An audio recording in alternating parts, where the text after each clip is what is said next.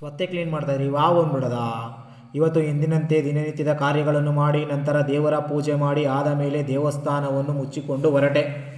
ಇವತ್ತು ನಾಷ್ಟ ಇಡ್ಲಿ ಮಾಡಿದ್ದರು, ಅದನ್ನು ತಿಂದುಕೊಂಡು ನಂತರ ದೇವಸ್ಥಾನದ ಹತ್ತಿರ ಇದ್ದ ಸ್ವತ್ತೆಯನ್ನು ಬೆಂಕಿ ಹಾಕುತ್ತಿದ್ದೆ. ಅದಕ್ಕೆ ಬೆಂಕಿ ಹಾಕಿದ ನಂತರ ಈ ಹಾವು ಕಾಣಿಸಿಕೊಂಡಿತು.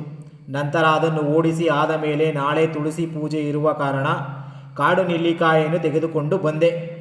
ನಂತರ ಮನೆಯ ಕಡೆ ಹೊರಟೆ. ದಾರಿಯಲ್ಲಿ ಬರುವಾಗ ಒಂದು ಚೇಪೆ ಮರದಲ್ಲಿ ಚೇಪೆಕಾಯಿಯನ್ನು ನೋಡಿದೆ. ನಂತರ ಅದನ್ನು ತೆಗೆದುಕೊಂಡು ತಿನ್ನುತ್ತಾ ಹೊರಟೆ. ನಂತರ ಮನೆಯ ಕಡೆ ಬಂದೆ.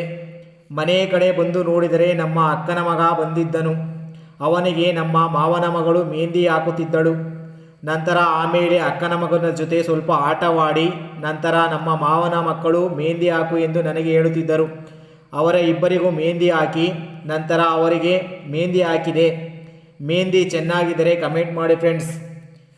ಸ್ವಲ್ಪ ಟಾರ್ಪಲ್ ಬೇಕಿತ್ತು, ಅದನ್ನು ತೆಗೆದುಕೊಂಡು ನೋಡಿದರೆ ಅದರಲ್ಲಿ ಇಬ್ಬರು ಅತಿಥಿಗಳು ಇದ್ದರು. ನೋಡಿಕೊಂಡು ಅವರನ್ನು ಅಲ್ಲೇ ಬಿಟ್ಟು ಟಾರ್ಪಲನ್ನು ತೆಗೆದುಕೊಂಡು ಬಂದೆ. ನಂತರ ಎಂದಿನಂತೆ ಗಾಡಿಯಲ್ಲಿ ಹೊರಟೆ. ಇವತ್ತಿನ ಕತೆ ಇಷ್ಟು ಫ್ರೆಂಡ್ಸ್. ನಾಳೆ ಸಿಗೋಣ ಮತ್ತೊಂದು ವಿಡಿಯೋದಲ್ಲಿ.